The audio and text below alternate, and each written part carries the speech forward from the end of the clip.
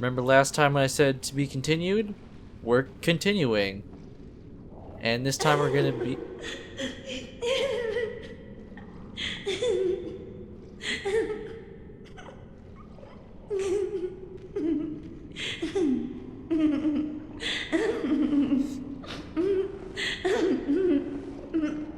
Oh my.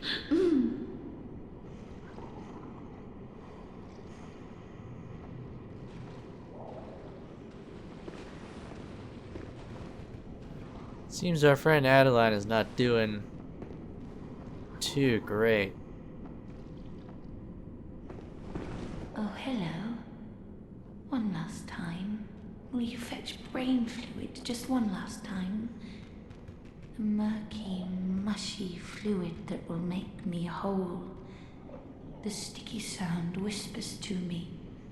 So very close, right into my ear. My head, just a head, that's all there is. I need my baptism. Please, I beg of you. I want to be something.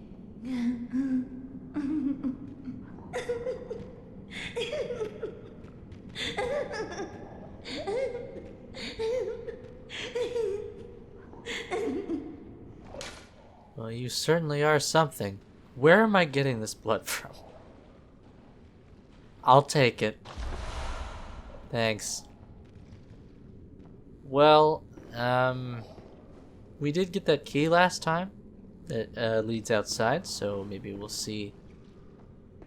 We'll be able to get some more brain fluid out there. Interesting that she mentions baptism. That's something you rarely hear about outside of Christianity, I think. So here's the door. First floor balcony. These signs are all over the place throughout this building. I haven't been looking at them because they're, you know, they're mostly put there for the purpose of helping you know where you are.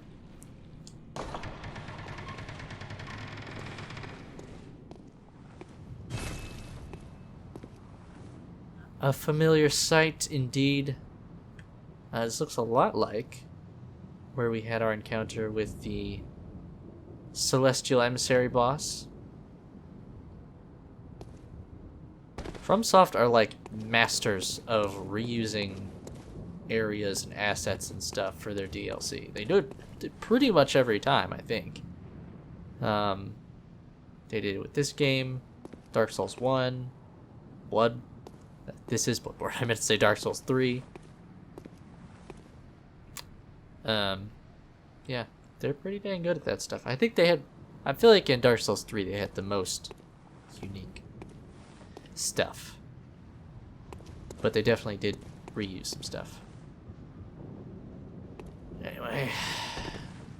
Well, instead of Celestial Emissaries, this time we got some more patience, which makes sense.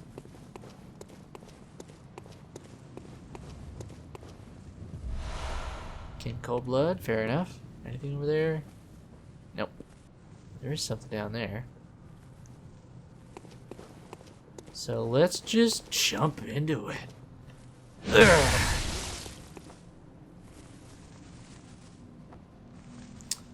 Well,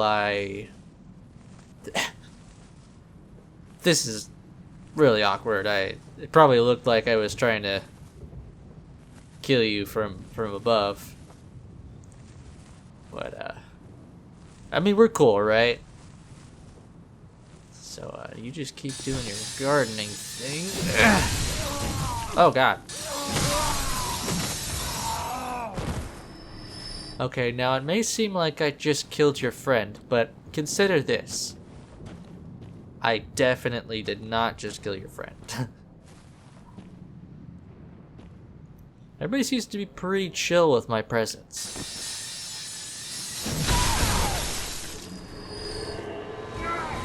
Not so much now.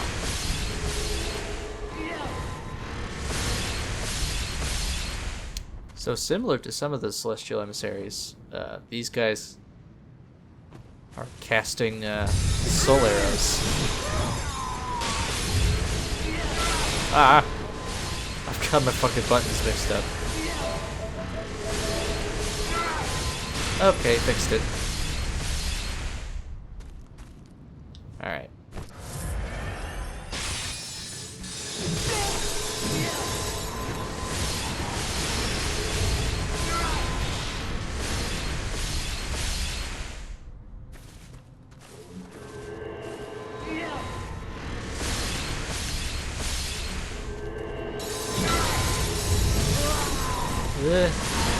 These things can be pretty dangerous. Don't want to mess around with them. Alright, well these guys are being chill, so I'm just gonna not bother taking them out. What do we got here? Black Sky Eye. So this is actually a hunter tool.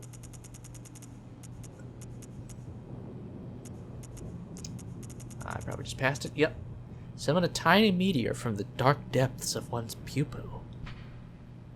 A soft eye, blessed by a phantasm. Also looks really gross. They were discovered through Bergenworth's contact with the arcane, but in the end revealed nothing. Deep within the eye lies a vast stretch of dark sky that rumbles with an endless meteor storm. The slightest rub of the tiny orb and the rock will tumble and soar. Like so.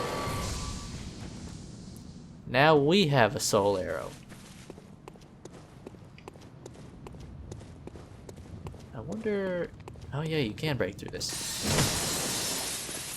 It's been a while since I've been to this particular area. Okay, so I think on the left there is a Wandering Madness?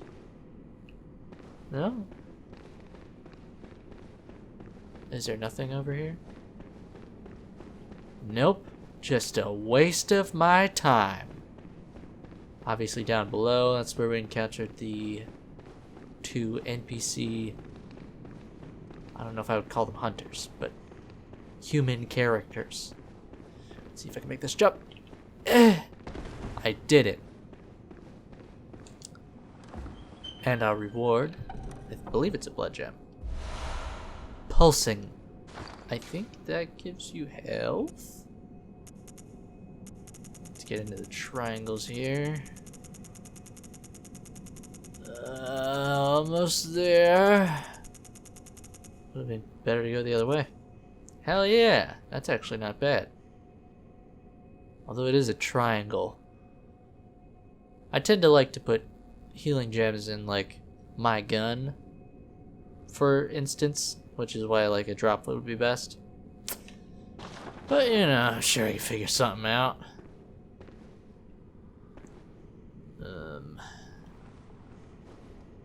So now we're back down here.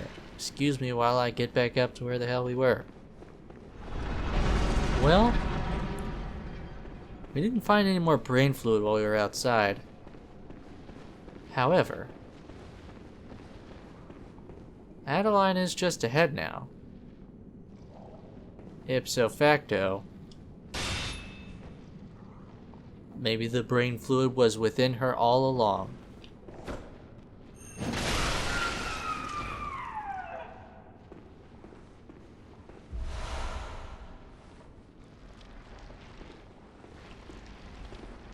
Let's have a look.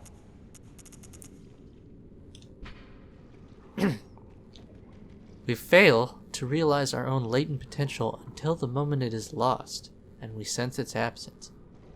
Ironically, this is the very nature of insight, like the moment one licks one's own blood, only to be startled by its sweetness. Need I say more? I mean, I kind of stole this from you, but now I'm going to give it to you. Please, give me brain fluid. The sticky sound whispers I need my baptism. Or perhaps I'm already brimming over. Yeah, I mean, I did get this from you after all, but here you go.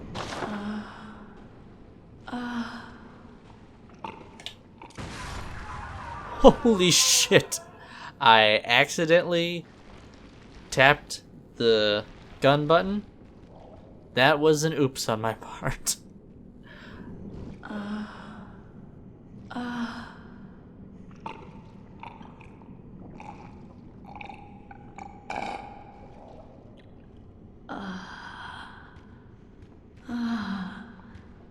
I see a shape.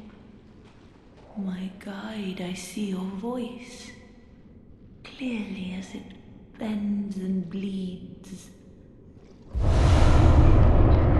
Oh. For that, we got some insight, as well as this rune. You know, maybe my instincts just kicked in. I knew that the sound that I hate was coming. So I was like, I gotta stop this. Anyway, we got the milkweed rune. My own revelation. Just for me. Thank you for everything. Really, I used to be nothing.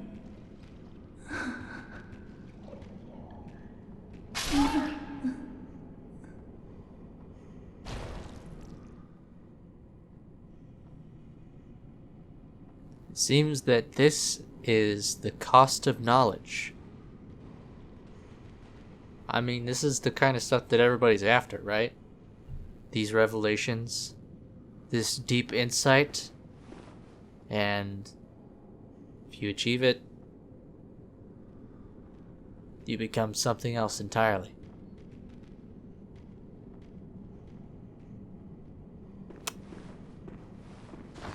Stuff to think about. Let's take a look at this rune. It's an oath rune. Allows you to host phantasms as a lumen would. Also increases your item discovery a small amount. This Carol rune was envisioned by Adeline. Also, if you'll look at it, it's HP. As in Lovecraft. Super subtle stuff. A transcription of the inhuman, sticky whispers that reveal the nature of a celestial attendant. Those who take this oath become a lumen wood that peers toward the sky, feeding phantasms in its luscious bed. Phantasms guide us and lead to further discoveries. And a lot of cosmic stuff from this little quest line. So we'll come back to this rune and its effects in a later episode. For now, we'll just tuck it away and see what's left of the research hall. I'm kind of racking my brain at the moment. I don't think there is very much left.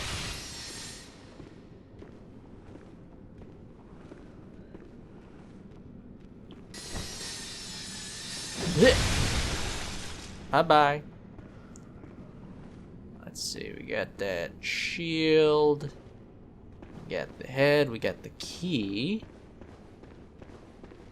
Yeah, I guess we actually explored just about everything now that I think about it.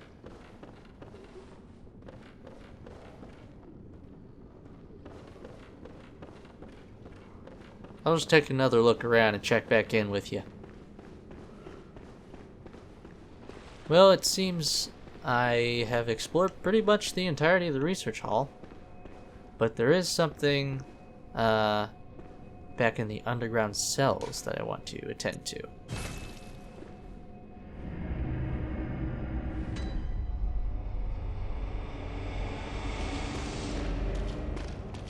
So if you recall, I think last time, there was a man who was chanting in one of these cells.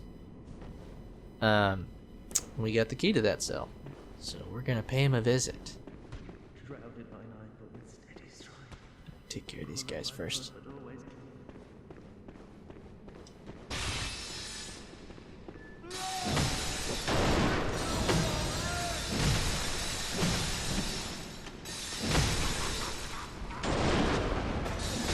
Ah!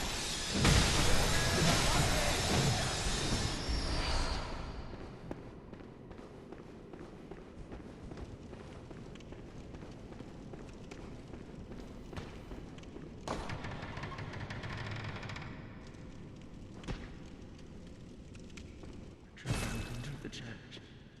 Beasts are cursed and curses shackled. Only ye, the true blades of the church.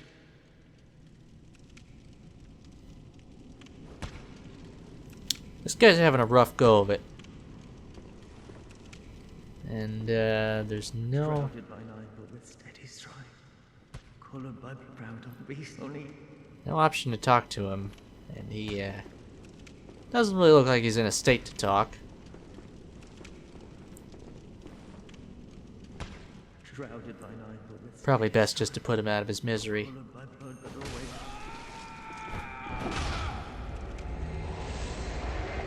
And steal his clothes. Hell yeah. So I guess this guy was named Yamamura. Let's take a look at his stuff. Standard hunter's hat worn by Yamamura the Wanderer. His hat and staff were given to him when he became a hunter and confederate of the League. We didn't get a staff from him, but we can infer what is meant there. Let's see. So he's a League Confederate, super cool. Garb of a distant eastern land, worn by Yamamura the Wanderer. This eastern warrior pursued a beast for honorable revenge, then became a hunter of the League. But when he stared straight into impurity, it drove him mad. Join the club, dude. FromSoft always has to throw in an eastern land. And for this one, they waited until the DLC.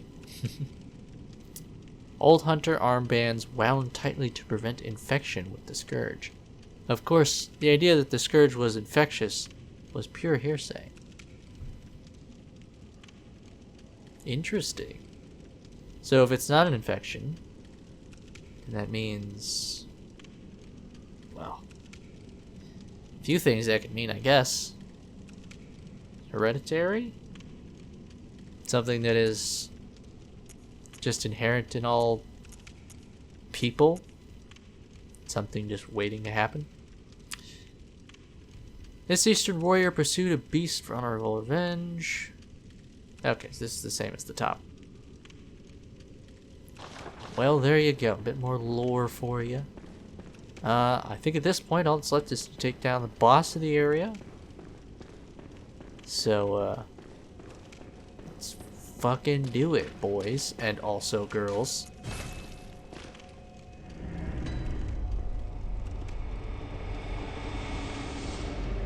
That's weird. My blood echoes just appeared there for a second and disappeared.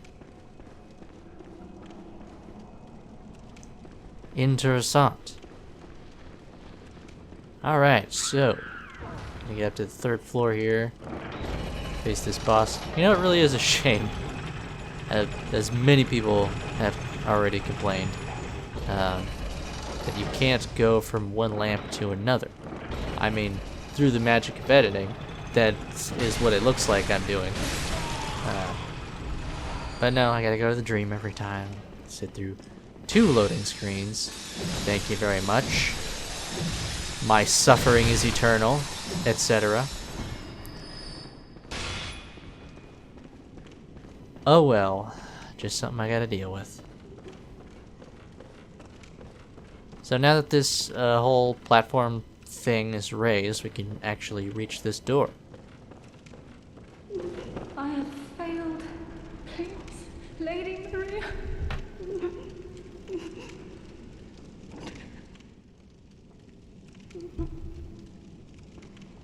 Even more evidence for Lady Maria's benevolence. Do you have anything else to say? I have failed. Please. Okay, just the same thing. Well, I mean, I wouldn't worry about it too much. I think she's, from what I can tell, she'd say, hey man, it's okay. Or lady.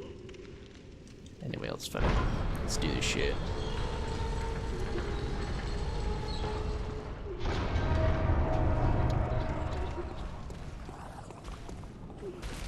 So this boss, or should I say these bosses, are called the Living Failures.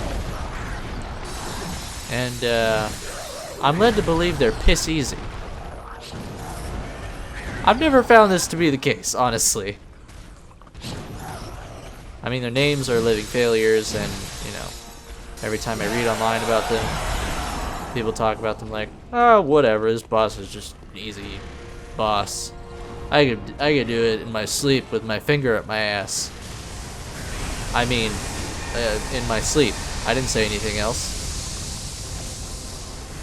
But I don't know. I think they're fairly challenging for me. I mean, they've killed me a fair number of times. It kind of depends on what build I'm running. But I've never found them to be easy. It's just that sometimes I find them to be normal level of difficulty, I guess. Because, I mean, there's 4 of them. And they're swinging their gangly limbs around and doing that. I mean, come on. You kidding me, Come on.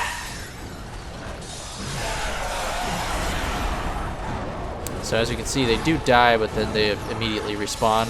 So there's always 4 of them. Super cool stuff. Oh my god.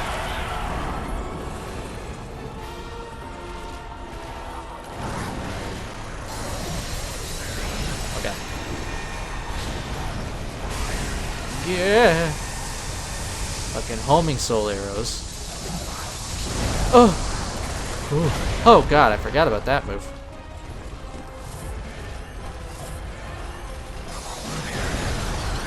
This battle is very, like, 1950s alien.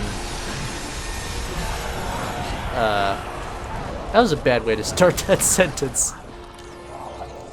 This boss reminds me of the aliens as they were depicted in the Roswell times, you know, 1950s.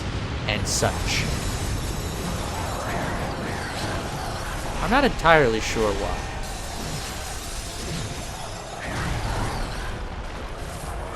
Perhaps it's just because I watched a Let's Play once and somebody referred to them in that way, and now it's just ingrained in my dome.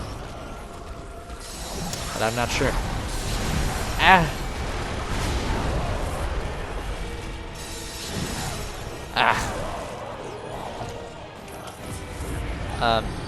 So I kind of glossed over it, but whenever they start doing this stuff, if you just stand on this side of the big old lumen flower structure in the middle, the meteors will not hit you. You'll be fine. You're welcome for the tip. Well, I'm gonna smash him. Got him. Took a hit, but it was worth it. Ooh.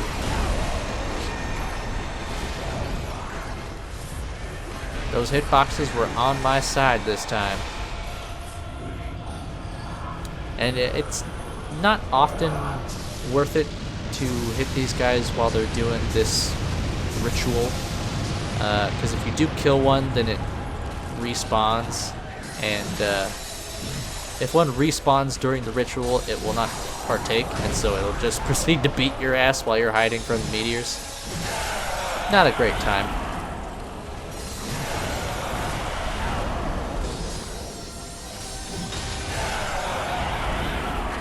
Hey, that was 3 right in a row.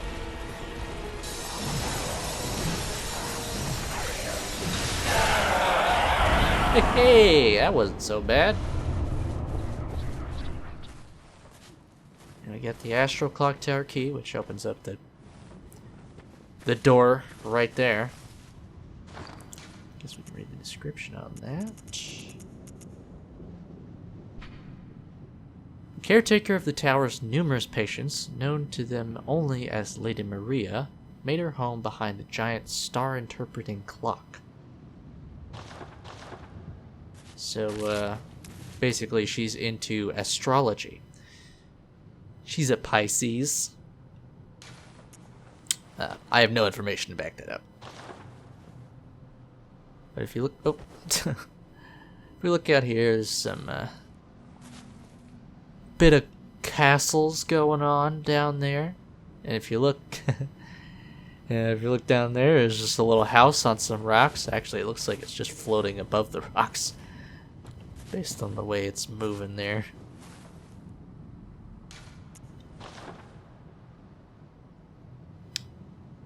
Yeah. If you really look around this game, you can find some stuff that was just kind of thrown together. But hey, it happens.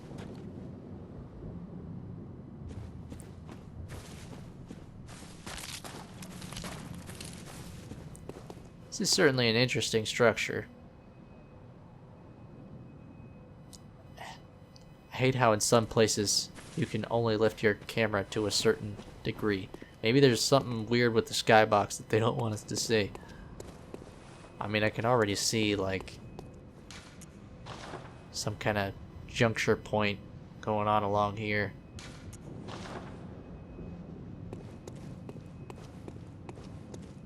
Cloud's really interesting. It reminds me of the Nightmare Frontier. These clouds. Which may be a hint. Ooh. We'll see some more interesting parallels following this boss fight, actually, which we'll do in the next episode.